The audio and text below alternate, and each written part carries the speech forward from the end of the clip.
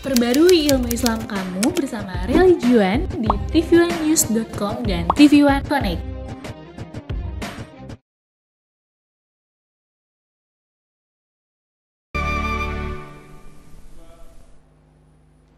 Assalamualaikum warahmatullahi wabarakatuh.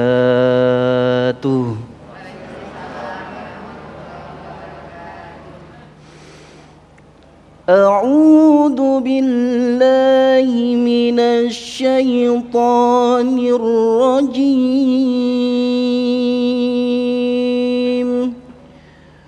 Bismillahirrahmanirrahim. Qul in kana aba'ukum wa abna'ukum wa ikhwanukum wa azwajukum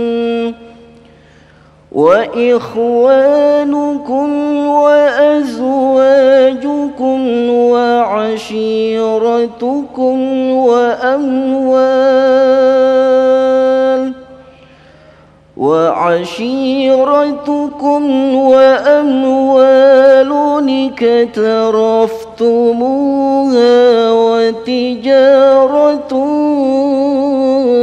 تخشون كسادها ومساكن ترضونها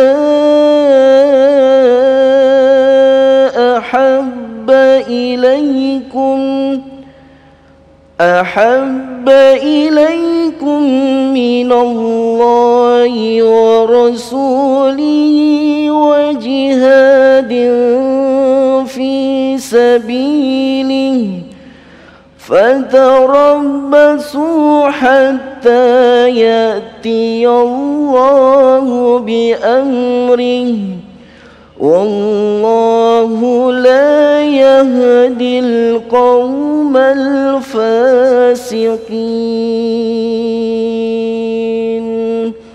صدق الله العظيم. Assalamualaikum warahmatullahi wabarakatuh. Bismillahirrahmanirrahim. Assalamualaikum warahmatullahi wabarakatuh. Alhamdulillahirabbil alamin. Allahumma shalli ala sayyidina Muhammad wa ala ali sayyidina Muhammad. Berbahagia sekali tentu saja kita dipertemukan kembali dalam majelis ilmu Damai Indonesiaku yang kali ini disiarkan secara langsung dari Masjid Al-Mujahirin, Jalan Industri Mesin, Kelapa II, Depok. Pemirsa yang dirahmati Allah, kita akan mengangkat tema berkaitan cinta Allah Subhanahu wa taala melebihi segalanya. Tetapi ternyata ketika kita berusaha untuk mencintai Allah, Allah akan menguji kesungguhan cinta kita dengan begitu macam masalah, dengan begitu macam perbedaan yang ada di depan kita. Lantas bagaimanakah kita mampu mewujudkan cinta kepada Allah secara murni? Itulah tema yang kita angkat dalam kesempatan kali ini bersama guru-guru yang telah hadir bersama kita, Ustadz Haikal Hasan dan Ustadz Arifin Nugroho. Dan bagi Anda, pemirsa di rumah yang ingin mengajukan pertanyaan berkaitan tema kita, kami persilakan Anda mengirimkan melalui Instagram di @damai_tv1 dengan hashtag cinta Allah. Inilah Damai Indonesiaku yang dipersembahkan oleh Sarung Wadimor, tentu sarung kita. Selamat mengikuti.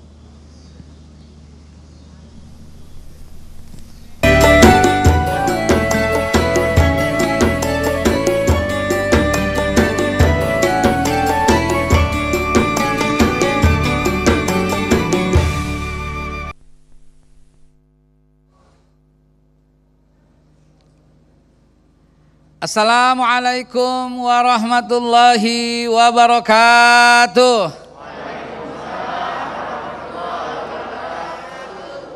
Alhamdulillahirabbil alamin.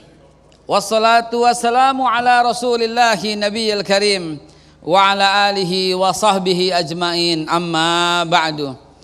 Ibu-ibu, bapak-bapak sekalian yang dimuliakan Allah, pemirsa dimanapun Anda berada, saya mau bertanya lebih dahulu sebelum menyampaikan sesuatu yang sudah saya persiapkan dalam rangka mewujudkan cinta kepada Allah Subhanahu wa taala. Bu, Pak, bapak-bapak deh. Kalau bapak punya 2 anak, cintanya 100%, tolong bagi Buat istri berapa persen? Buat anak pertama berapa persen? Buat anak kedua berapa persen? Silahkan. Siapa lebih dulu? Bapak barangkali yang di belakang. Berapa persen buat istri? 5%. Berat 5% doang. Oh 50% buat istri. 25% anak pertama. 25% anak kedua. Begitu? Ganti. Bapak yang lain ada usulan. Buat istri berapa persen? 35 saja ternyata. 35% buat istri. Berarti buat anak pertama berapa? 35 juga. Anak kedua? Ya kurang dong akhirnya 30 doang. Itulah. Coba kalau Bapak tanya kepada saya, kalau Ustadz Haikal bagaimana? Kalau saya berkata 100% untuk istri, 100% untuk anak pertama, 100% untuk anak kedua, karena yang namanya cinta tak bisa dibagi. Ketipu ya? Itulah yang namanya cinta. Cinta tuh nggak bisa dibagi, apalagi dibandingkan, apalagi disuruh pilih. Lebih cinta mana? Yang namanya cinta itu total. Yang namanya cinta itu sesuatu yang kita pentingkan dan kita butuhkan, sehingga kita rela dikuasai oleh sesuatu itu. Itulah cinta. Itulah hanya kepada Allah Subhanahu wa ta'ala. Karena itu yang namanya cinta sering dikatakan sampai cinta itu buta, gitu katanya. Cinta itu tergila-gila. Kalau nggak tergila-gila tidak cinta. Ma'asyiral muslimin wa jumratal mu'minin, dimanapun antum berada, cintanya Nabi Ibrahim kepada Allah Subhanahu wa ta'ala total. Sampai ketika kalau enggak gue bakar nih, biarin, yang penting cinta kepada Allah walaupun dibakar. Cintanya, apakah Nabi Ibrahim tahu bahwa dia akan diselamatkan? Belum tahu. Tapi karena cintanya kepada Allah Subhanahu wa ta'ala, yakinnya kepada Allah Subhanahu wa ta'ala, maka api pun jadi dingin. Kenapa? Karena Allah Subhanahu wa ta'ala sang maha yang memiliki cinta. Cintanya Nabi Musa kepada Allah Subhanahu wa ta'ala total. Karena itu Nabi Musa disuruh berangkat, izhab ila Fir'aun, ayo ngadep sama Fir'aun. Allah yang suruh, nggak apa-apa ngadep, sebagaimana Nabi Ibrahim ngadep sama Namrud. Ceritain itu bahwa cinta kepada Allah itu penting. Akhirnya dikejar. Allah suruh apaan? Lurus ke depan. Ke depan itu laut, tapi Allah yang suruh. Kiri gunung, kanan gunung, depan laut. Mestinya naik gunung ke kiri atau ke kanan? Enggak. Allah suruh ke depan. Depan itu laut. Allah yang suruh. Apakah Nabi Musa tahu bahwa tongkatnya akan mampu membelah laut? Belum. Tapi karena cinta kepada Allah, yang lain minggir. Akhirnya apa yang terjadi? Tuh, begitu. Nabi Allah Ismail, apakah beliau tahu bahwa pisaunya itu akan tumpul, bahwa pisaunya itu nggak akan mampu melukai leher Ismail? Nggak tahu. Tapi kemudian Allah ganti. Ini contoh orang-orang yang cinta kepada Allah secara total.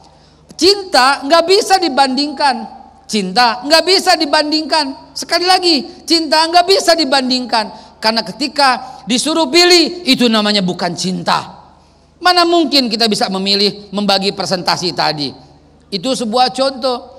Demikian pula Nabi Muhammad Sallallahu Alaihi Wasallam, ketika disuruh pilih, mau harta, mau tahta, mau apapun, enggak, saya maunya Allah Subhanahu Wa Taala. Bahkan itu diikuti oleh para sahabat Nabi. Abu Bakar Siddiq, hartanya banyak berlimpah, tapi apa yang diberikan? Sampai Nabi Muhammad Sallallahu Alaihi Wasallam bertanya pada Abu Bakar Siddiq, ya Abu Bakar, maza tarakta li ahlik, apa yang kau tinggalkan buat keluargamu? Karena hartanya itu habis total diberikan untuk perjuangan Islam. Apa kata Abu Bakar Siddiq? Taraktullah wa rasulih, kutinggalkan Allah dan Rasulnya. Coba hari ini kita sibuk sekali mencari solusi, jalan keluar. Padahal jalan keluar itu ada kalau cinta kepada Allah. Perbaiki cinta kita kepada Allah, baru jalan keluar dikasih. Lihat, bangsa kita lagi krisis, yang kita pikirin bagaimana jalan keluar. Jalan keluar pasti diberikan kepada Allah kalau kita perbaiki cinta kita kepada Allah. Lihat, persoalan hidup, yang kita pikirin bagaimana caranya semua rezeki biar datang, mikirin duit. Padahal wayarzuku dikasih sama Allah dari jalan yang gak diduga-duga kalau perbaiki cinta kita kepada Allah. Sekali lagi, definisi sebuah cinta itu adalah sesuatu yang kita pentingkan dan kita butuhkan sehingga kita rela dikuasai oleh sesuatu itu. Itulah cinta. Jadi ingat zaman dulu saking cintanya kita kepada calon pasangan kita itu, calon yang dihalalkan itu, istri kita, nih Pak,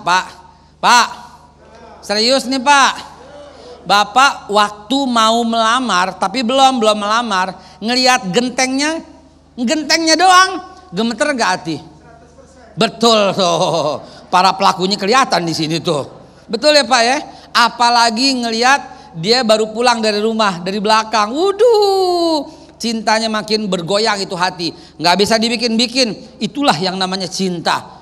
Yang kita pentingkan dan kita butuhkan sehingga kita rela dikuasai oleh sesuatu itu. Ambil contoh lagi. Kalau orang udah kegila-gilaan cintanya kepada seseorang.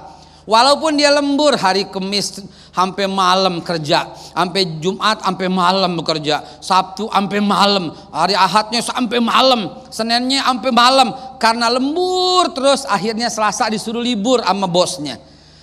Begitu Selasa suruh libur karena udah gak sanggup kerja. Tiba-tiba calon mertuanya berkata, Tong, orang Betawi manggilnya Tong, lu bisa anterin Baba.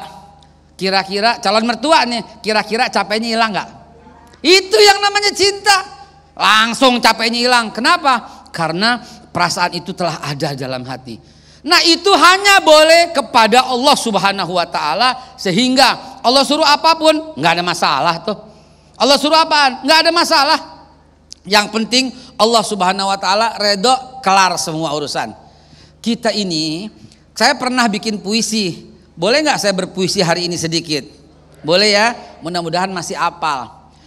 Judul puisi saya itu pernah saya tulis, aku plus Tuhan sama dengan cukup. Aku tambah Tuhanku sama dengan cukup. Emang kurang kalau kita dekat sama Allah? Ayo, kagak bakal ada yang kurang. Tapi akhirnya kita berpisah sama pasangan. Nggak apa-apa, asal jangan berpisah kepada Allah. Tapi kita akhirnya dipecat. Nggak apa-apa. Yang penting jangan dipecat Allah. Ada orang yang cinta mati dengan perusahaannya. Dan dia rela memutuskan hubungannya dengan Allah. Hati-hati. Kita ini jadi karyawan Allah udah lama. Sebelum karyawan perusahaan yang sekarang. Betul apa tidak? Karena itu saya mau ngasih satu puisi. Bismillahirrahmanirrahim. Aku plus Tuhanku sama dengan cukup. Karena bila dia menerima aku, maka tidak ada orang lain yang sanggup memisahkan aku dengannya. Aku tidak akan gentar ketika atasanku pilih kasih. Aku tidak akan berduka ketika temanku menyelisihiku. Aku tidak akan berduka cita ketika bawahanku menjadi penjilat. Karena aku telah menjadi karyawan Tuhanku jauh dari perusahaan yang sekarang. Karena itu akan aku sajikan prestasi yang terbaik dan gemilang. Demi untuk membuat ridho Tuhanku. Kalau Allah menerimaku sebagai karyawannya Allah, maka itulah mulai kejayaanku. Andai kata semua orang ingin menjatuhkanku, tapi ketika Allah katakan tidak, maka tidak akan jatuh. Andai kata semua orang sedunia ingin meningkatkan dan menaikkan aku, Allah katakan cukup sampai di situ, maka aku akan cukup sampai di situ. Maka hatiku tidak akan gentar ketika atasan tidak adil. Hatiku tidak akan duka ketika teman menyelisihi. Hatiku tidak akan berduka ketika yang bawahan pun melakukan kejahatan. Karena aku telah menjadi karyawanmu ya Allah, jauh sebelum perusahaan yang sekarang aku tempati. Perusahaan yang sekarang aku bisa resign, tapi denganmu ya Allah aku nggak bisa resign. Hanya kepadamu lah. Maka aku persembahkan aku plus Tuhanku sama dengan cukup. Wow, luar biasa. Aku plus Tuhanku sama dengan cukup. Puisinya cukup panjang. Insya Allah nanti Babe akan nge-share di Instagram Be ya. Insya Allah. Baik, insya Allah dalam segmentasi berikutnya nanti Ustadz Arifin Ilham akan menjelaskan kepada kita lantas bagaimanakah wujud nyata cinta kepada Allah. Sekali lagi, bagi para bapak dan ibu yang ada di masjid yang kita cintai ini yang ingin mengajukan pertanyaan, kami silakan Anda untuk mempersiapkan pertanyaan-pertanyaan yang insya Allah nanti kita akan jawab pada segmen 3 hingga segmen 5. Maaf, Arifin Nugroho, bukan Arifin Ilham ya. Baik, pemirsa tetaplah bersama kami. Damai Indonesaku yang dipersembahkan oleh Sarung Wadimor, tentu sarung kita. Sejak peradaban kuno, banyak orang yang telah berupaya mengartikan cinta. Namun, hingga detik ini, tak ada satupun yang bisa mengejawantahkan cinta secara sempurna. Ada yang menganggap bahwa cinta yang sempurna adalah mencintai orang yang tepat. Seyogyanya inilah fitrah manusia. Kesempurnaan hanya melihat pada makhluk semata.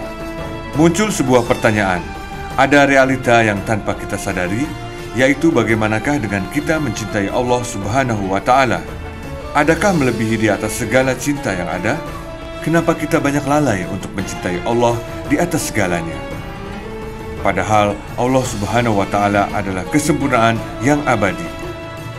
Manusia boleh menciptakan romantisme cintanya, seromantis mungkin bersama pasangan tercintanya. Namun, jika perpisahan sudah di depan mata, maka hanya kesedihan dan kekecewaan yang menghiasi. Mengapa hal ini bisa terjadi? Ada ungkapan yang menarik. Bukankah ketika kita bisa mencintai Allah Subhanahu wa Ta'ala di atas segalanya, Allah bisa menciptakan kesempurnaan dan kenyamanan yang akan membebaskan rasa tak nyaman bagi setiap insan yang bisa mencintainya di atas segalanya? Inilah yang belum kita pahami. Lalu apakah perwujudan cinta kita kepada Allah Subhanahu wa Ta'ala itu terlihat? Ketika seseorang mencari cinta karena kesempurnaan, sebuah keistimewaan dan dapat memberikan sesuatu pada yang mencintai, simak kupasannya siang ini bersama guru-guru yang telah hadir di tengah-tengah kita dalam kajian Majelis Ilmu Damai Indonesiaku siang ini yang akan mengangkat tema mencintai Allah Subhanahu wa Ta'ala di atas segalanya. Selamat menyaksikan. Nah, pemirsa yang dirahmati Allah, sangat jelas sekali bahwa cinta ternyata membutuhkan alasan. Kita mencintai orang karena kecantikannya, ketampanannya, karena kekayaannya. Lantas alasan apa yang membuat kita wajib untuk mencintai Allah? Ustadz Arifin akan menjelaskan pada kita. Silakan, Ustaz. Jazakumullah khair. Bismillahirrahmanirrahim. Assalamualaikum warahmatullahi wabarakatuh. Innal hamdalillah nahmaduhu wa nasta'inuhu wa nastaghfiruh wa na'udzu billahi min sururi anfusina wa min sayyiati a'malina. May yahdihillahu fala mudhillalah wa may yudlil fala hadiyalah. Asyhadu an la ilaha illallah wahdahu la syarikalah wa asyhadu anna Muhammadan abduhu wa rasuluhu la nabiyya ba'dah. Allahumma salli wa sallim wa barik ala nabiyyina Muhammadin wa ala alihi wa ashabihi wa mawalah ma ba'd. Bapak Ibu sekalian yang dirahmati Allah, cinta kepada istri berapa persen? Sudah benar jawabannya. Cinta kepada suami berapa persen, Bu? Cinta kepada anak? Masya Allah. Cinta kepada Allah? Wah, ada. Tak terbatas, tak terhingga. Masya Allah. Udah pinter-pinter, baru berapa menit dari Ustaz Haikal ya, tapi sudah Masya Allah. Mencintai Allah di atas segalanya. Bapak Ibu di sini dan pemirsa sekalian di rumah, kira-kira lebih cinta Allah atau cinta dunia? Masya Allah. Lebih senang sholat subuh, sholat sebelum subuh, sunnah fajar ya namanya, sholat qobliyah subuh 2 rakaat, atau lebih senang dapat duit 100 juta? Nah. Lebih sedih kehilangan 2 rakaat sebelum subuh atau kehilangan 100 juta? Nah, jawablah dengan jujur karena di situ ada cinta kita kepada Allah Subhanahu wa Ta'ala. Sedih Ustaz, dua-duanya sedih. Tapi kalau kehilangan 2 rakaat sebelum kehilangan 2 rakaat sebelum subuh, sedihnya sehari. Kalau kehilangan 100 juta berapa hari sedihnya? Nah, ini dia masalahnya. Oleh karena itu disinilah letaknya apa yang diingatkan dari judul ini, cinta kepada Allah di atas segalanya. Itu mutlak sebenarnya yang harus kita fahami, sehingga kita nanti akan mendapatkan seperti apa yang didapatkan oleh para sahabat Nabi sallallahu alaihi wasallam. Dulu ada seorang sahabat Nabi yang namanya Bilal bin Rabbah. Beliau seorang budak. Ketika mendengar dakwah dari Nabi Muhammad sallallahu alaihi wasallam, beliau masuk Islam. Tuannya tahu kalau ini budak masuk Islam, maka langsung diambil. Diminta balik ke agama nenek moyangnya, dia tolak, nggak mau. Kalau nggak mau akan disiksa, silahkan siksa. Akhirnya disiksa, ditimpa batu. Tetap kalimatnya ahad, ahad. Ditarik, dicopot bajunya semua, ditarik dengan kuda, ditarik dengan onta, di atas padang pasir sampai berdarah-darah bawah-bawahnya ini ahadun ahad. Jawabannya ahad, ahad, Allah yang esa, Allah yang esa, sambil senyum. Semua orang yang lihat ini sudah kena sihir Nabi Muhammad SAW. Tapi apakah sihir? Bukan. Ada keluarga Ammar bin Yasir, keluarga Yasir.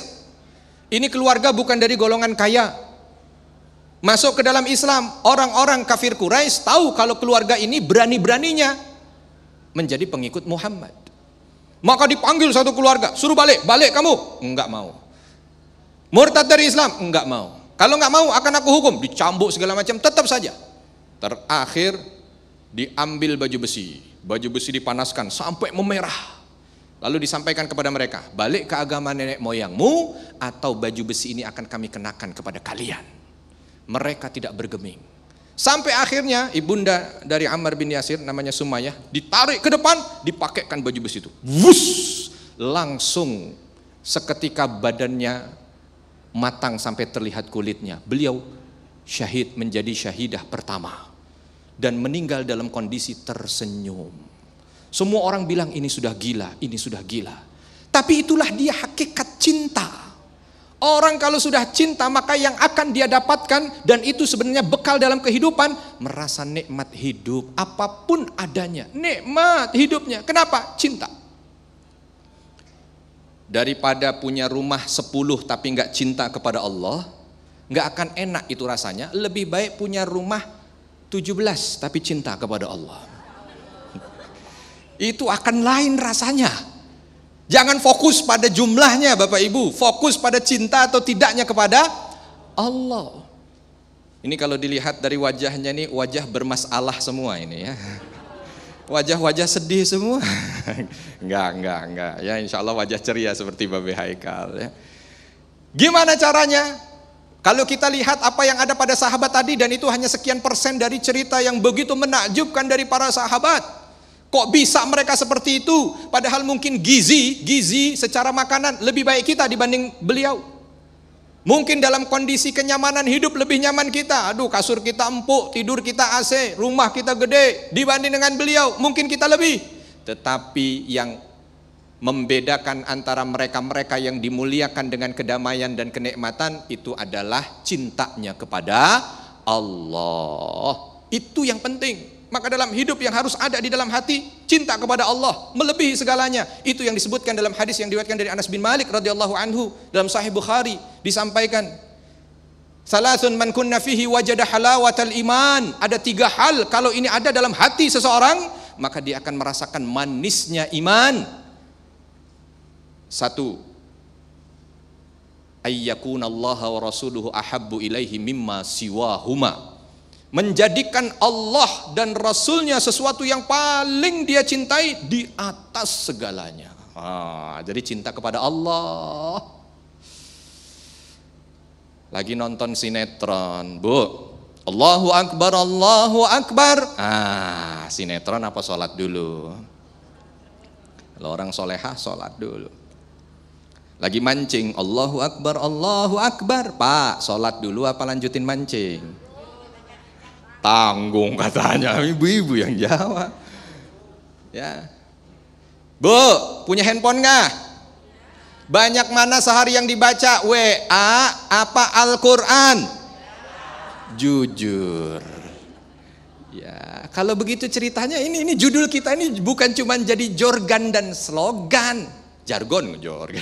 Jangan cuma jadi jargon dan slogan, harus jadi praktek nyata. Supaya kita betul-betul mendapatkan apa yang didapatkan oleh para sahabat Nabi. Mencintai Allah dengan segenap jiwa dan raga. Mencintai Allah itu bagaimana sih? Bukan cuma di lisan. Mencintai Allah itu bukan cuma di lisan, tapi di praktek. Maka apa? Cintailah segala apa yang diwajibkan oleh Allah untuk dilaksanakan. Jauhilah apa yang dilarang oleh Allah Subhanahu wa taala. Cinta kepada firman-Nya. Cinta kepada firman-Nya. Firman Allah apa? Al-Quran. Cinta kepada itu, maka kita akan mendapatkan segalanya. Jangan Al-Quran kalah sama WA. Baca Al-Quran. Itu yang akan mendapatkan kenikmatan karena dia mampu menjadikan Allah di atas segalanya. Cinta terhadap ketentuan Allah. Tuh, kita hidup nggak selalu nikmat kan? Ya enggak? Kalau lagi sakit kepala, Bu, kira-kira yang diucap apa? Hari Senin sakit kepala, hari Selasa sakit gigi, hari Rabu sakit pinggang. Nah, kira-kira bagaimana tuh? Tapi kalau orang yang cinta kepada Allah semuanya dinikmati, alhamdulillah. Aduh, sakit gigi senut sekali, alhamdulillah ya Allah. Kalau kau ridha, ini bisa menghilangkan beban nerakaku 100 tahun. Gitu. Jadi yang dicari begitu, dengan takdir apapun bentuk takdirnya, tidak mengalahkan cintanya kepada Allah, tidak menggerus. Kalau ada orang baru dikasih sakit sedikit, gerutu, itu sudah tergerus itu cintanya. Ya Allah, bukannya saya udah sholat 5 waktu, rajin di masjid, saf pertama lagi, kok masih susah bayar hutang? Ini masalahnya. Kok masih kena ini, kok masih kena, ini masalahnya. Maka kita perlu tahu bahwa cinta kepada Allah di atas segalanya. Insya Allah dengan itu kita akan mendapatkan kebahagiaan hidup dunia dan akhirat. Baik, terima kasih Kiai dan pemirsa. Itulah tadi mukhodimah yang disampaikan oleh guru-guru kita yang kita cintai. Dan insya Allah kami akan siapkan untuk segmen selanjutnya. Kami persilakan Bapak dan Ibu untuk mengajukan pertanyaan. Kita akan jawab selepas pesan-pesan berikut ini. Damai Indonesiaku yang dipersembahkan oleh Sarung Wadimor, tentu sarung kita. Terima kasih pemirsa, masih bersama kami Damai Indonesiaku yang mengangkat tema tentang cinta kepada Allah. Insya Allah 3 segmen yang telah kami siapkan ini akan memperdalam lagi tentang bagaimanakah sesungguhnya wujud nyata orang yang cinta kepada Allah, yaitu dengan melaksanakan ketaatan-ketaatan. Baik, kami persilakan pertanyaan pertama akan disampaikan oleh Ibu Siti Romlah yang akan dijawab oleh Babe Haikal. Silakan Bunda.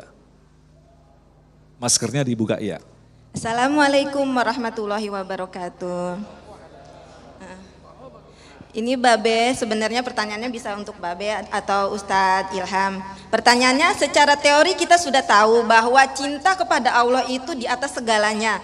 Tapi pada prakteknya kadang-kadang kayak yang tadi Ustadz Ilham contohin, antara kehilangan sholat qobliyah subuh dan 100 juta, biasanya kita 100 jutanya sampai berhari-hari gitu. Aplikasinya gimana sih supaya kita bisa teori dan praktek itu nggak berbeda sesuai sama kenyataannya?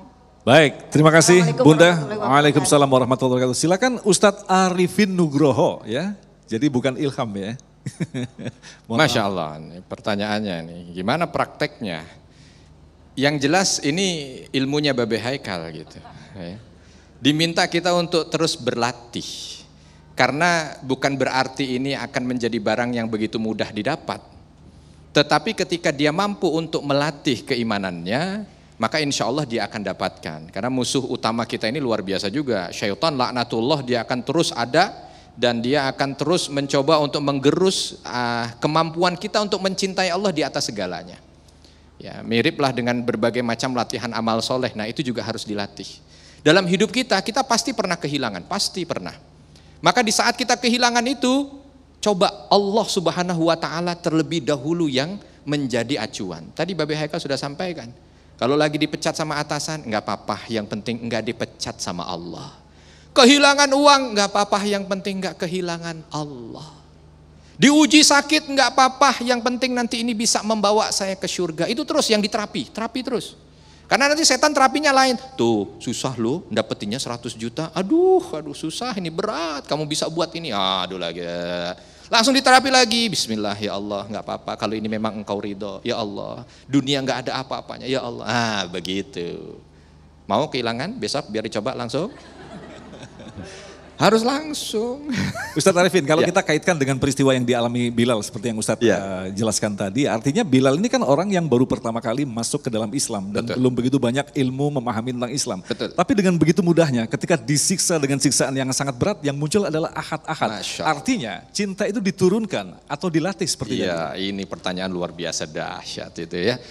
Nah, kalau tadi ceritanya kan perlu dilatih. Nah ini bagaimana dengan sahabat Bilal, kan baru saja masuk Islam. Tapi begitu langsung diuji, langsung ditekan, langsung tetap kalimatnya ahadun ahad, ahadun ahad.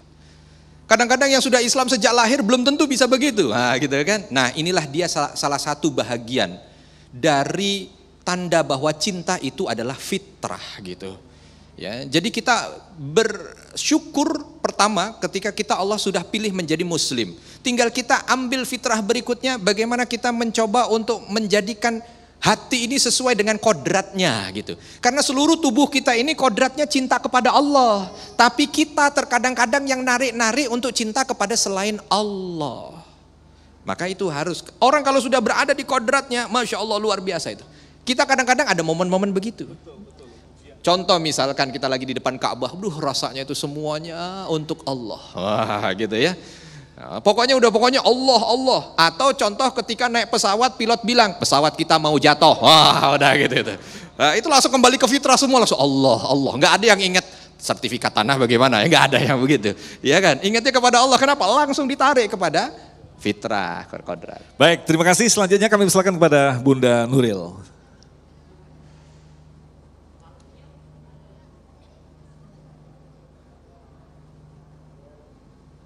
Assalamualaikum warahmatullahi wabarakatuh.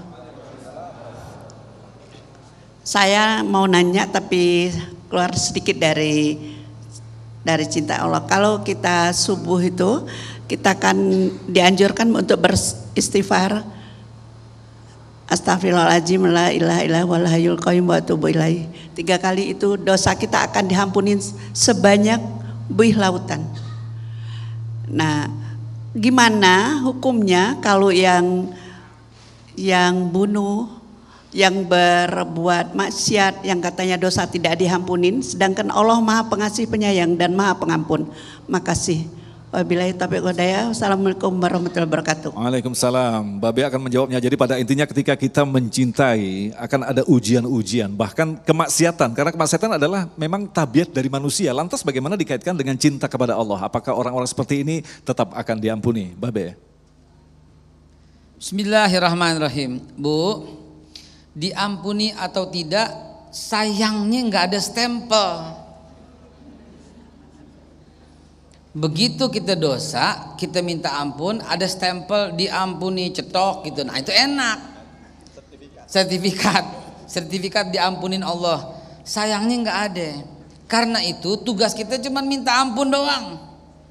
Jangan pikirin dosa yang udah kita lakukan diampunin nggak nih, diampunin nggak nih. Ini suudon nama Allah ntar jatuhnya. Semua orang pasti ada dosanya, ada. Tapi nggak semua orang minta ampun sebanyak seseorang yang lain. Nah, yang tadi ibu katakan pagi-pagi istighfar, jangan pagi doang, 24 jam. Lagi nonton istighfar, ini lagi nonton saya istighfar nih. Astagfirullahaladzim, astagfirullahaladzim. Ada orang kayak begini gitu ya. Udah bandel gitu kan gitu ya. Istighfar udah. Jadi istighfar jangan pagi doang. Saran saya Bu, 24 jam. Karena Rasulullah SAW terus-terusan istighfar. Nabi yang udah diampuni nama Allah aja masih istighfar dalam rangka apa? Dalam rangka cintanya kepada Allah Subhanahu wa taala. Dalam rangka syukurnya kepada Allah Subhanahu wa taala. Apalagi kita. Kalau ibu cuman pagi doang bahaya, nggak boleh. Pagi, siang, sore, malam terus saja istighfar kepada Allah. Selingin lagi dengan sholawat. Istighfar, sholawat. Istighfar, sholawat. Istighfar, sholawat. Ya Allah. Setelah itu taat sama suami, ya Allah. Setelah itu sholat nggak tinggal, ya Allah. Setelah itu puasa Ramadan, ibu bisa pilih masuk pintu surga yang mana. Jadi saran saya, bagaimana kalau ada orang ngebunuh, terus dia istighfar cuma 3 kali pagi-pagi, apakah dia diampunin oleh Allah? Nggak mungkin, karena bertentangan dengan yang lain. Kenapa? Karena membunuh 1 nyawa, dosanya Bu sama kadar kejahatannya dengan dia menghilangkan nyawa seluruh umat manusia. Bayangin, Begitu. Jadi bagaimana tuh ceritanya seperti itu? Kalau ibu belum pernah ngebunuh, lebih baik jangan dulu deh. Bercanda Bu. Artinya jangan pikirin yang kayak begitu-begitu. Istighfar sebanyak-banyaknya kepada Allah Subhanahu wa taala. Jauhin al-kabair itu. Berzina, nauzubillah, nyebut aja kita geli, ya, mabok, apalagi ngebunuh, itu semua min amali syaitan, rijisun, najis. Kepikiran aja kagak. Jangankan ngebunuh. Bu, ngebunuh kucing aja bisa menyebabkan orang masuk ke dalam neraka jahanam. Kucing, nabrak anjing aja, nabrak anjing bisa membuat orang masuk ke dalam neraka jahanam. Kenapa? Karena dia menyiksa makhluk Allah Subhanahu wa taala. Coba bayangin, babi walaupun dia haram nggak boleh dianiaya. Gitu loh. Apapun kecuali yang ada nasnya, kecuali yang ada dalilnya. Burung gagak hitam gitu loh, lagi sembahyang ular lewat depan kita, nggak apa-apa, dicatok mati kita. Boleh kita ketok tuh ular, begitu dan seterusnya. Ini agak sedikit menyimpang ya. Begitu jawabannya. Jangan pikirin entar diampunin apa enggak ya, diampunin apa enggak ya, sebanyak buih apa enggak, sebanyak buih. Pokoknya ibu minta ampun aja sama Allah Subhanahu wa taala pagi, siang, sore, malam, begitu. Jadi artinya ketika dia bersalah menuju ke Allah, itu artinya masih ada cinta di situ. Ini memberikan optimisme bagi para pendosa bahwa dosa-dosanya akan diampuni, Babe. Betul. Dan jangan pernah menilai diri kita lebih baik daripada orang yang lain. Itu kan komplek pelacuran. Hati-hati saya bilang. Dia tobat abis ini loh. Gitu. Prasangka baik aja sama Allah Subhanahu wa taala. Prasangka baik aja sama orang gitu loh. Kenapa? Karena belum tentu kita. Dulu Bu, cerita satu menit ya. Berapa detik ya? Bu, dulu 50 detik. Dulu waktu itu saya lagi jadi mentor nih Bu di SMA. Di sini kita lagi ngaji, di situ ada anak perempuan pakai celananya pakai pendek main volley. Saya tanya sama mereka, lebih bagus mana yang main volley apa lo yang ngaji? Oh kita dong yang ngaji, dia yang ahli neraka. Saya bilang dahsyat banget mulut lo. Saya bilang, lo tahu nggak ketika saya tanya sama dia, pengen gue tuh pakai jilbab, berkerudung, ngaji, pengen dia. Lu nyumpahin dia doain lo. Coba lihat mandi si Allah Subhanahu wa taala. Saking apa? Saking kita nggak boleh punya prasangka seperti itu. Serahkan kepada Allah Subhanahu wa taala. Kita nggak tahu akhir hayatnya bagaimana. Bahkan kepada non muslim, jangan bilang lu neraka lo. Nggak usah. Kita nggak tahu Allah Subhanahu wa taala yang punya rahasia. Akhir hayatnya Allah yang tentukan husnul khotimah atau su'ul khotimah. Ada orang di pinggir neraka ini, tapi kemudian dia bertaubat. Ada orang yang di ahli surga semuanya, kemudian dia maksiat.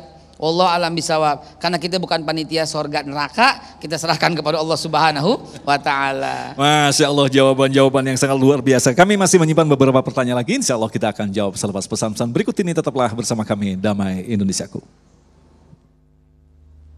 Baik, terima kasih pemirsa, Anda masih bersama kami Damai Indonesiaku yang mengangkat tema tentang cinta kepada Allah. Kembali kita akan menjawab pertanyaan-pertanyaan Anda. Berikut kami persilakan kepada Bapak Megi. Silakan, Pak Megi ya. Bismillahirrahmanirrahim. Assalamualaikum warahmatullahi wabarakatuh. Mencintai Allah di atas segalanya.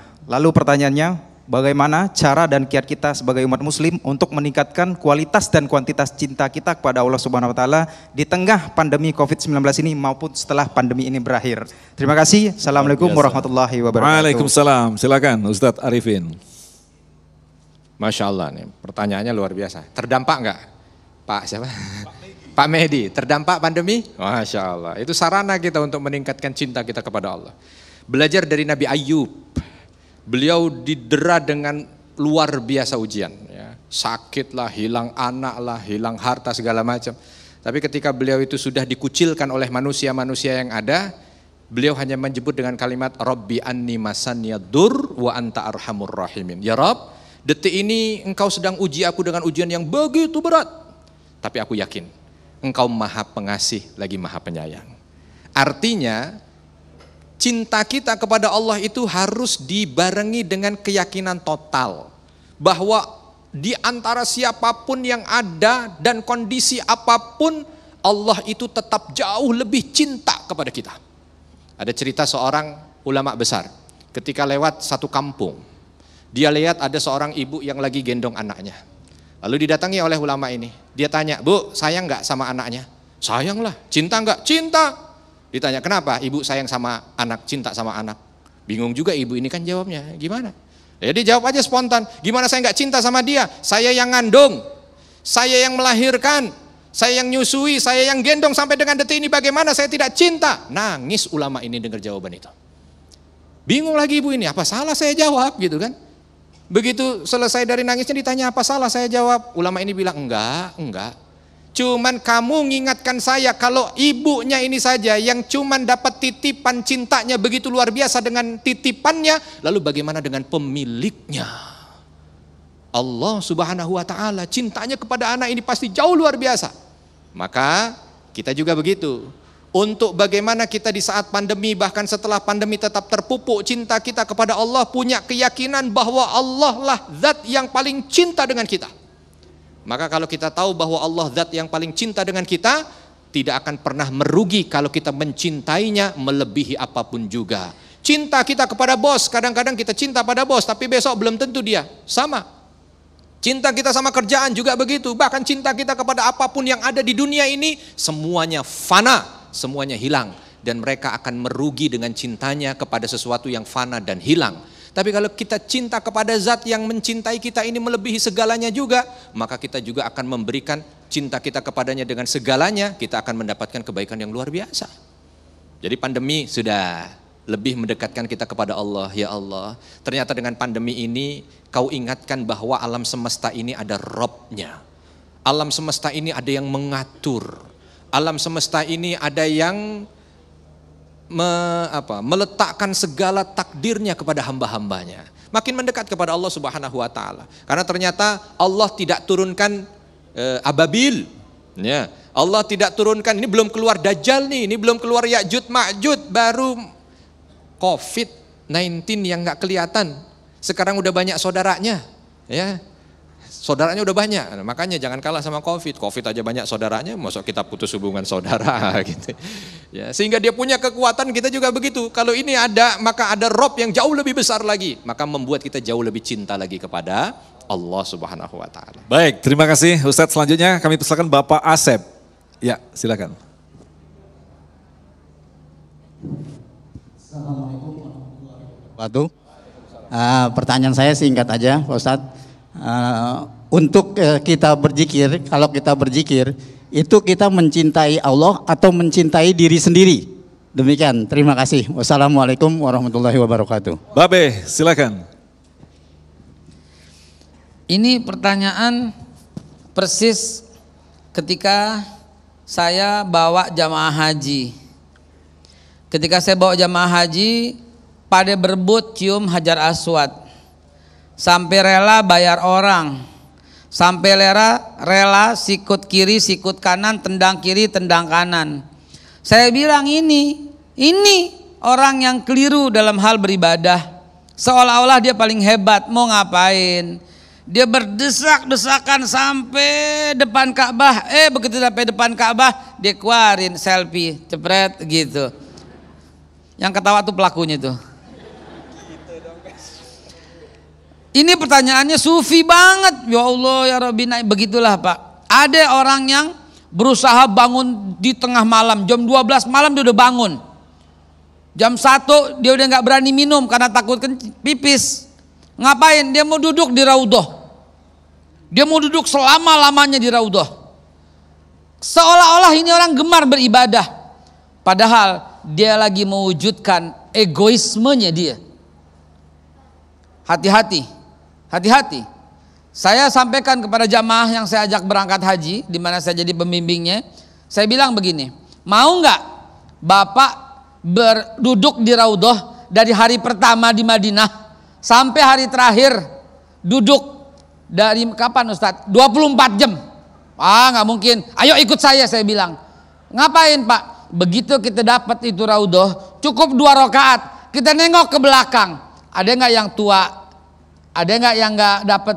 Kita ulapin, duduk di tempat kita pergi. Bapak udah pulang, Bapak udah regut tuh tidur. Bapak udah tidur, tapi Bapak masih dapat pahala. Kenapa? Bapak sedekahin barusan sama tuh orang.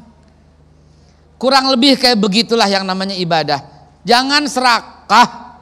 Begitu juga dalam zikir. Kita punya hak terhadap mata. Haknya mata meremin. Kita punya hak terhadap perut, perut kita punya hak terhadap kita, kebalik tuh. Isi gitu loh. Kita punya dengkul kita punya hak terhadap kita. Lempengin, selonjoran. Begitu juga semuanya, penuhin haknya masing-masing. Zikir sampai berhari-hari bertapa, nggak makan, nggak minum, haram Pak, haram. Ente bisa mati kelaparan, betul nggak? Jadi ikutin Rasulullah aja deh.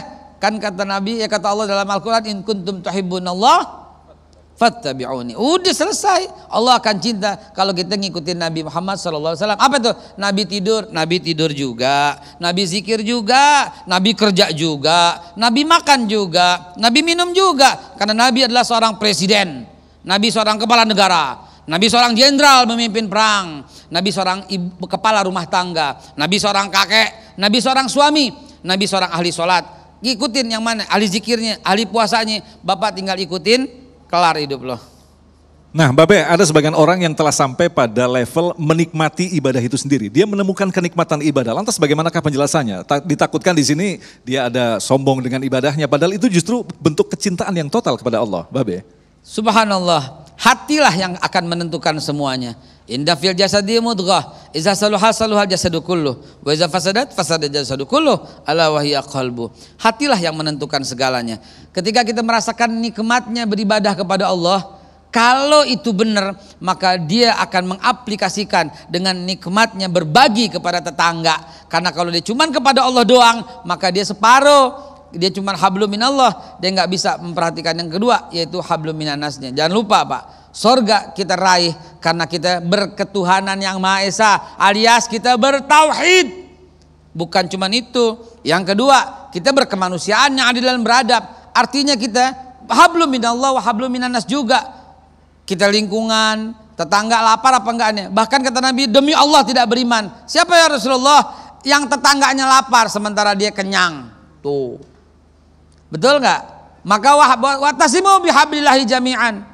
Artinya kita mesti bersatu Pak dengan talinya Allah Subhanahu wa taala, dan persatuan itu karena tauhid. Kemanusiaan itu karena tauhid. Musyawarah itu karena tauhid. Bahkan keadilan sosial bagi seluruh Indonesia juga karena berketuhanan yang Maha Esa. Karena ini kuncinya. Kenapa saya hubungkan seperti itu? Karena banyak orang yang adu domba antara Islam dan Pancasila. Jangan diadu domba. Ini merupakan satu garis. Cinta kepada Allah 100%. Taat kepada Quran 100%. Ikut pada Nabi 100%. Cinta Pancasila 100% juga. Cinta Bhinneka Tunggal Ika 100% juga. Cinta GBHN. Udah gak ada GBHN. Maklum orang dulu. Artinya kita total cinta kepada Allah, kita cinta kepada NKRI, total, jangan diadu domba. Yang adu domba itu dia mesti ngaji lagi, mainnya kurang jauh. Baik, terima kasih Babe. Insya Allah kita masih menyimpan satu lagi segmentasi untuk tanya jawab selepas pesan-pesan berikut ini. Tetaplah bersama kami, Damai Indonesiaku. Terima kasih pemirsa, masih bersama kami Damai Indonesiaku, dan kita akan lanjutkan lagi untuk memberikan kesempatan berikutnya kepada Bapak Bukhari. Silakan. Assalamualaikum warahmatullahi wabarakatuh. Tadi Bapak Ustadz Arifin telah menyampaikan bahwa qobliyah subuh lebih penting daripada hilang uang 100 juta. Saya tidak ingin menghilang momentum untuk sholat qobliyah atau fajar subuh ini. Saking pentingnya Pak Ustadz. Kadang-kadang ketika azan selesai, kita ini kan kadang-kadang perlu ke belakang, membersihkan diri, buang air gitu. Sehingga kalau ke masjid, kita sholat sunat dulu, baru qobliyah kalau masih ada waktu. Tapi kalau hitung-hitung, kalau tidak ada waktu, saya sholat qobliyah di rumah, hilang sholat sunat di masjid. Kalau saya sholat sunat di masjid, hilang qobliyahnya. Saya pernah dengar juga ceritanya atau ceramah dari Bapak Ustadz, bahwa kalau kita sudah rutin sholat qobliyah subuh, boleh melaksanakan sholat qobliyah subuh itu setelah sholat subuh. Apa itu benar? Terima kasih Ustaz. Baik. Assalamualaikum warahmatullahi wabarakatuh. Waalaikumsalam warahmatullahi wabarakatuh. Silakan Ustadz Arifin. Masya Allah, ini pertanyaan dari orang yang sudah mencintai Allah gitu ya. Jadi pikirannya, ini salah satu ciri ya Bapak Ibu ya. Jadi pikirannya adalah bagaimana senantiasa Allah. Kan ini kan baru bangun tidur kan, namanya mau qobliyah subuh itu kan bangun tidur. Tahajud, witir, qobliyah subuh itu kan bangun tidur. Nah, itu yang harus ada pada orang yang mencintai Allah. Karena Nabi SAW mengatakan barang siapa yang ketika dia berpagi hari lalu pikirannya itu hanya dunia, dunia, dunia, maka Allah akan cerai-beraikan urusannya. Allah akan jauhkan hajatnya dan Allah akan jadikan kefakiran di hadapan matanya. Nah, ini harus betul-betul dihindari. Ya, jangan pikiran pertama langsung sudah dunia lagi, begitu bangun sudah hati-hati.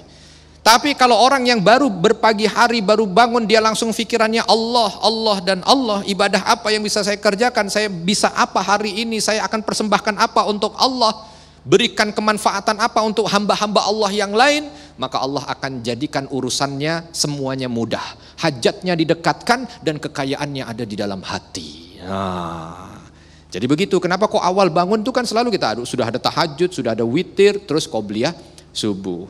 Kalau kehilangan rasanya pengen, aduh kalau kehilangan kok kayaknya ada yang kurang. Nah gitu ya, sama Bapak tadi mau gimana, tapi kalau nggak buang air susah. Kan kalau sholat mikirin buang air nggak boleh, harus buang air dulu karena itu bahagian daripada hajat yang harus diselesaikan. Cuman kalau buang air sampai di masjid ketinggalan gitu. Kalau ada yang ketinggalan ibadah, aduh rasanya, nah gitu ya. Nah ini alhamdulillah nih, kalau ada rasa begitu alhamdulillah. Nah Islam itu bukan agama yang sulit. Kalau kita sudah memberikan cinta kita kepada Allah, Allah Maha tahu, Allah pun akan memberikan cintanya kepada kita. Makanya kan dalam sebuah hadis sudah disampaikan kalau seorang hamba itu mendekat kepada Allah dengan merangkak, Allah mendekat dengan berjalan. Kalau hamba itu berjalan, Allah berlari. Karena makin dekat seorang hamba kepada Allah, Allah jauh lebih dekat lagi kepada hamba itu. Intinya mencintai Allah. Jadi kalau ada yang ketinggalan, masuk pada hukum ketika orang itu sudah istiqomah melakukan sesuatu, lalu karena ada udzur syar'i sehingga tidak bisa melakukannya, tanpa menggantinya pun pahalanya sudah dapat. Baik, terima kasih. Selanjutnya Babe, ini pertanyaan terakhir mungkin bisa dijawab waktu sekitar 2-3 menit Babe. Kita tahu bahwa Allah Maha Gaib, sedangkan manusia selalu mengukur segala sesuatu dengan apa yang dilihatnya, termasuk cinta ketika dia mencintai istrinya, mencintai pasangannya. Lantas cinta kepada Allah, ini sering manusia gagal untuk memahami, akhirnya dia asal-asalan dalam beragama, tidak secara bersungguh-sungguh begitu Abe. Ini pertanyaan dari Instagram Abe. Baik, bismillahirrahmanirrahim. Pertanyaannya masih nyambung dengan yang Bapak tadi. Izinkan saya menambahin oleh-oleh sedikit buat Bapak, bangunnya kurang pagi. Tahajud dulu, bersih-bersih dulu, zikir dulu, begitu azan, qobliyah dulu, azan dulu, qobliyah dulu, baru ke masjid. Ke masjid ntar dapat sembahyang tahiyatul masjid, dapat juga masih zikir sedikit, ya baru sembahyang subuh. Habis sembahyang subuh nggak ada lagi sembahyang qobliyahnya dan juga nggak ada lagi ba'diyahnya. Mendingan zikir sampai syuruk begitu. Nah itu terjawab mudah-mudahan ya, ada yang kelewat. Khusus yang kedua tadi dari netizen, jawabannya terjawab sama Bapak juga. Ukuran cinta itu emang mesti ada diukur. Kalau umpamanya sama orang, sama kantor jam kerjanya, walaupun nggak boleh hitung-hitungan, tapi kan kesalahan menghitung hanya terjadi pada orang yang hitung-hitungan. Supaya nggak salah jangan hitung-hitungan sama kantor gitu loh Pak. Supaya kita nggak salah hitung. Nah, bagaimana aplikasinya? Ya sama Allah juga jangan menhitung-hitungan, sehingga nggak pernah salah dalam beribadah. Tetapi Pak, kita punya target dan ukurannya itu target, karena setiap ukuran itu mesti ada, setiap pertumbuhan mesti ada measurable gitu loh ukurannya. Umur seperti saya, nih saya kan 25 tahun nih. 24 besok baru 25 bulan depan. Kira-kira umur saya ini 24 tahun, ibadahnya bagaimana? Sembayangnya mesti full. Itu mah dari orok mesti full ya. Subuh, lohor, asar, maghrib, isya. Lalu kemudian apa? Umur segini nih Pak, umur segini. Udah punya duit, maka infaknya sehari berapa? 2.500 sampai 5.000. Kan udah 24 tahun, 25 tahun begitu kan. Lalu sembayangnya sempet apa? Minimal rawatib deh 2 deh, sama duha 2. Tahajud belum, karena masih bandel. Contoh, ntar umur 30 lain lagi ibadahnya, mesti naik dong. Ya, ntar umur 40 lain lagi. Itu yang namanya ukuran. Sehingga apa? Sehingga saya suka bikin grafik, saya bagi-bagiin. Lu umur lu di mana? Pantes nggak? Umur 70 Sembayang masih lohor asar maghrib isya doang. Nggak tahajud, mau ngapain? Gitu. Umur 70 masih main gadget abis-abisan, masih main game, mau ngapain gitu. Umur 70 ya, waktunya duha dia masih nongkrong, mau ngapain. Jadi ada korelasinya antara umur berapa, kadar ibadahnya berapa. Jangan umur 70 ibadah kayak anak umur SD, malu kualitas iman SD kayak begitu. Begitu juga kebalikannya. Ada anak SD pagi bangun tahajud tadi mulai jam 1, di sekolahan ngantuk, digampar ntar Pak gitu. Jadi sesuaikan dengan kadarnya. Ya, sesuaikan dengan kadarnya sehingga ibadah kita pas sama ukurannya. Rasulullah jujurnya luar biasa dan seterus sampai akhir. Tapi lihat ibadahnya, grafiknya begini. Karena grafik begini cuma para nabi doang. Manusia nggak mungkin punya grafik begini. Ada 3 model grafik Pak. Grafik naik terus, grafiknya para nabi. Yang kedua, grafiknya malaikat. Tetap nggak bakal naik, nggak bakal turun, tetap semuanya. Nah kita jangan seperti, dan nggak mungkin bisa seperti para nabi yang naik terus, nggak mungkin juga seperti para malaikat yang stabil terus. Kita naik turun, karena naik turun itulah kita manusia. Tapi jangan lupa seturun-turunnya kita nggak bakal lebih turun daripada sebelumnya. Masya Allah. Terima kasih Babe, Ustadz Arifin yang telah memberikan dan berbagi ilmu yang sangat luar biasa sekali. Dalam kesempatan kali ini mudah-mudahan ini menjadi bahan bagi kita untuk tidak pernah lelah memperbaiki kualitas kecintaan kita kepada Allah. Insya Allah di akhir nanti kita berdoa, mudah-mudahan kita selalu diberikan dan diturunkan bahkan diguyurkan rasa cinta kepada kita. Tetaplah bersama kami, Damai Indonesia. Demikian pemirsa yang dirahmati Allah, Damai Indonesia untuk hari ini, dan insya Allah besok di Ahad 6 Juni kami akan menghadirkan Ustadz Soleh Mahmud dan Ustadz Abdul Syukur. Agung Izul Haq dan kerabat kerja Damai Indonesiaku serta pendukung acara ini Sarung Wadimor Tentu Sarung kita mengucapkan terima kasih atas perhatian Anda. Sampai jumpa besok. Assalamualaikum warahmatullahi wabarakatuh. Bismillahirrahmanirrahim. Alhamdulillahi rabbil alamin, hamdan syakirin, hamdan na'imin, hamdan yuafi ni'amahu wa yukafi'u mazidah. Rabbana lakal hamdu kama yanbaghi li jalali wajhikal karimi wa 'azimi sultanik. Allahumma ighfir lil mu'minina wal mu'minat wal muslimina wal muslimat al ahya'i minhum wal amwat. Innaka sami'un qaribun mujibu da'wat ya qadiyal hajat. Allahumma inna nas'aluka hubbak wa hubba man yuhibbuk wa hubba ila amalin yuqarribu ila hubbik. Allahumma inna nas'aluka husnal khatimah. Allahumma inna nas'aluka husnal khatimah. Allahumma inna nas'aluka husnal khatimah. Allahumma ansur ikhwanana al-mustada'afina fi Falastin. Allahumma ansur ikhwanana al-mujahidina fi Falastin ya rabbal alamin. Rabbana ighfir lana wa liwalidina warhamhum kama rabbawna shighara. Rabbana atina fid dunya hasanah wa fil akhirati hasanah wa qina adzaban nar. Wa sallallahu wa sallama ala nabiyyina Muhammad walhamdulillahi rabbil alamin.